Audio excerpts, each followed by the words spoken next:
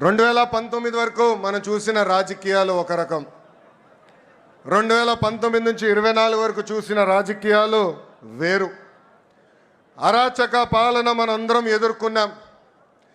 మన దైవాలయంగా భావించే తెలుగుదేశం పార్టీ కార్యాలయంపై దాడి చేస్తే మీసాలు మిలేసి రండి మేము ఇక్కడే నిలబడతామని చెప్పిన ఘనత ఒక తెలుగుదేశం పార్టీ కార్యకర్తలదే. అంతేకాదు మన అధినేత ఇంటికి తాడు కడితే ఆ తాళు తెంచి పోరాడింది మన తెలుగుదేశం పార్టీ కార్యకర్తలు. క్లేమోరల్ మైన్కే భయపడని పార్టీ మనది. ఈ కామెడీ పీసులకు మనం భయపడతామా? 4 ఎమ్మెల్యే లాక్కుంటే ప్రతిపక్ష హోదా ఉండదని చెప్పిన వ్యక్తికి ఈరోజు ప్రతిపక్ష హోదా లేకుండా చేసిన ఘనత తెలుగుదేశం పార్టీది. చివరికి ప్యాలెస్లు కూడా మనం బద్దలు కొట్టాం. 2024 ఎన్నికల్లో మన స్ట్రైక్ రేట్ కూటమితో కలిసి 94% సాధించాం.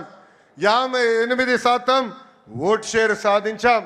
అందరం కలిసికట్టుగా 8 ఉమ్మడి జిల్లాల్లో వైకాపాకి 0 తీసుకొచ్చిన ఘనత కూడా మన కూటమిది. అంతేకాదు మొన్న జరిగిన గ్రాడ్యుయేట్ ఎన్నికల్లో గౌరవ గ్రాడ్యుయేట్ ఎమ్మెల్సీలు కూడా ఇక్కడే ఉన్నారు. ఆనాడే చెప్పా, ఈవీఎం అయినా బ్యాలెట్ అయినా గెలుపు మనదే. ప్రజలు ప్రజాప్రభుత్వం రావాలని కోరుకున్నారు. ప్రజాప్రభుత్వం ప్రజల కోసం ఈరోజు పనిచేస్తూ పోతుంది. పేదరికం లేని సమాజమే మన లక్ష్యం. చాలని 200 రూపాయల పెన్షన్ని 5 సంవత్సరాల్లో 2000 రూపాయలు చేసిన ఘనత తెలుగుదేశం పార్టీ. ఈరోజు అదే పెన్షన్ని 4000 రూపాయలు కూడా చేసిన ఘనత మన పార్టీకి దక్కుతుంది. దీపం పథకం కింద 1 కోటి కుటుంబాలకి మనం ఉచితంగా గ్యాస్ సిలిండర్ ఇచ్చాం. అంతేకాదు వచ్చే 10 రోజుల్లో మెగా డిఎస్సి కూడా నోటిఫికేషన్ మనం ఇస్తున్నాం. అధికారంలోకి వచ్చిన మొదటి 10 నెలల్లో 117 హామీలు పూర్తి స్థాయిలో ఈరోజు మనం అమలు చేసుకున్నాం. ఇంకా మే నెలలోనే తల్లికి వందనం, అన్నదాత సుఖీభావ కూడా మన ప్రభుత్వం అమలు చేయబోతుంది. తెలుగుదేశం పార్టీలో కార్యకర్తలే మా అధినేతలు. ఈ మాట నేను ఊరికే అంటం లేదు. దేశంలో ఏ పార్టీకి తక్కని కార్యకర్తలు ఒక తెలుగుదేశం పార్టీకే సొంతం. మీరు మంచి చేస్తే మెచ్చుకుంటారు, తప్పు చేస్తే నా తోలు కూడా తీస్తారు. 1 కోటి సభ్యత్వాలు అనేది అది కూడా ఒక ప్రాంతీయ పార్టీకి అసాధ్యమైన రికార్డ్. ఆ 1 కోటి సభ్యత్వాలు సాధించింది మన పార్టీ తెలుగుదేశం పార్టీ. అది కూడా కేవలం 83 రోజుల్లో. ఆంధ్ర రాష్ట్రం, తెలంగాణ రాష్ట్రం, అదేవిధంగా అండమాన్ నికోబార్లో మన సభ్యత్వాలు చేసుకుంటాం జరిగింది. కార్యకర్తల కోసం ప్రమాద బీమా ఈరోజు చంద్రబాబు నాయుడు గారి ఆదేశాల మేరకు 2 లక్షల రూపాయల నుంచి 5 లక్షల రూపాయలకి పెంచాం. కార్యకర్తల కోసం సంక్షేమ విభాగం ఏర్పడిన దగ్గర నుంచి గడిచిన 10 సంవత్సరాలు సుమారుగా 140 కోట్ల రూపాయలు సంక్షేమం కోసం మన కార్యకర్తల కోసం మనం ఖర్చు పెట్టాం. నేను పాదయాత్రలో చూసా, ఆ కుటుంబాల్ని నేను కలిసా. 2004లో ఫ్యాక్షన్ దాడిలో ఆనాడు కాంగ్రెస్ పాలకులు మన కార్యకర్తల్ని చంపేస్తే వాళ్ళ పిల్లల్ని సొంత పిల్లలుగా దత్తకు తీసుకుని చదివించిన గొప్ప నాయకుడు మన నాయకుడు చంద్రబాబు నాయుడు గారు. ఆనాడు మీ అందరు తెలుసు, గండిపేటలో ఏకంగా స్కూల్ స్థాపించాం, ఉచితంగా పిల్లల్ని చదివించాం. ఏదో చదువు చెప్పి వదిలేస్తాం కాదు, ఇంటర్ కానీ ఇంజనీరింగ్ కానీ చివరికి వాళ్ళ ఉద్యోగాలు వచ్చే వరకు కూడా వాళ్ళకి అండగా నిలబడింది మన నాయకుడు చంద్రబాబు నాయుడు గారు. భారతదేశ చరిత్రలో ఏ పార్టీలో అది జరగలేదు. ఈరోజు ఒక మాటలో చెప్పాలంటే మనందరి అదృష్టం, ఇంత గొప్ప నాయకుడు మనకి అధ్యక్షుడిగా ఉంటాం. నేను అనేక సందర్భాల్లో చెప్పా, చిన్నప్పుడు నేను అనుకునేవాడిని నాతో ఉండేదానికి ఆయనకి సమయం లేదు, కానీ గండిపేట స్కూల్కి వెళ్ళేదానికి ఆయనకి సమయం ఉందని. అప్పుడు ఆయన ఒక మాట అడిగా, ఎందుకు మీరు అంత సమయం గండిపేట స్కూల్కి ఇస్తున్నారని.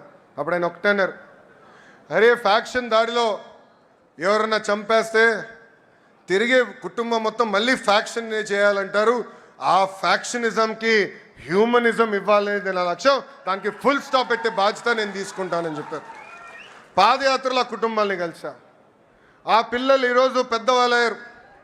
ఒక డెలాయిట్, ఒక టీసీఎస్ లాంటి సంస్థల్లో ఈరోజు పనిచేస్తాం జరుగుతుంది.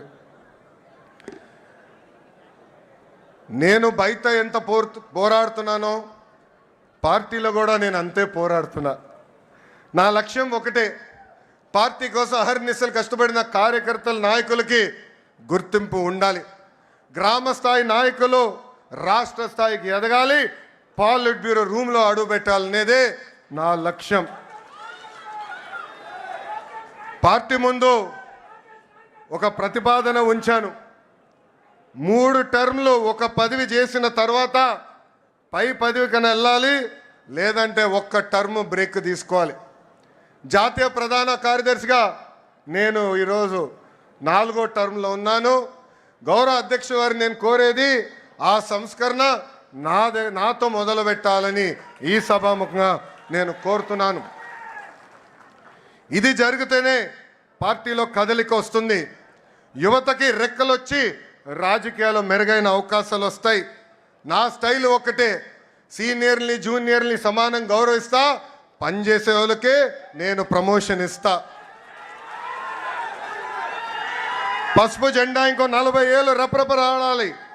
దానికి ఎప్పుడూ నిరంతరం పార్టీలో యువరక్తం పారాలి. దానికి అందరి సహకారం ఉండాలి. పెద్దలందరూ కూడా ఈరోజు పాలిట్ బ్యూరో సభ్యులందరూ కూడా యువకుల్ని పెద్ద ఎత్తున ప్రోత్సహిస్తున్నారు. రండి, కదలి రండి, ఒక ప్రపంచనంగా ఆంధ్ర రాష్ట్రాన్ని ముందలు తీసుకెళ్దామని ఆంధ్ర రాష్ట్ర ప్రజలు కూడా పిలిపిస్తూ, నేను ఎక్కడికి వెళ్ళినా రెడ్ బుక్ గురించి డిస్కషన్. నేను అనుకున్నా రెడ్ బుక్ గురించి మాట్లాడాల్సిన అవసరం లే. ఎందుకంటే రెడ్ బుక్ చెప్పగానే కొంతమంది గుండుపోటు వస్తుంది, రెడ్ బుక్ చెప్పగానే కొంతమంది బాత్రూంలో కాలు జారి చెయ్యరగొట్టుకున్నారు. అర్థమైందా రాజా? అర్థమైందా రాజా? అధికారంలో ఉన్నామని గర్వం వద్దు, ఈగోలు వద్దు. అందరం కలిసికట్టుగా ప్రజల కోసం, కార్యకర్తల కోసం అహర్నిశలు కష్టపడాలని మీ అందరు తెలుపుకుంటూ, నాకు ఇంత అద్భుతమైన అవకాశం ఇచ్చిన జాతీయ అధ్యక్షుల వారు గౌరవనీయులు శ్రీ నారా చంద్రబాబు నాయుడు గారికి నా హృదయపూర్వక ధన్యవాదాలు తెలుపుకుంటూ మీ అందరి దగ్గర నుంచి సెలవు తీసుకుంటున్నాం.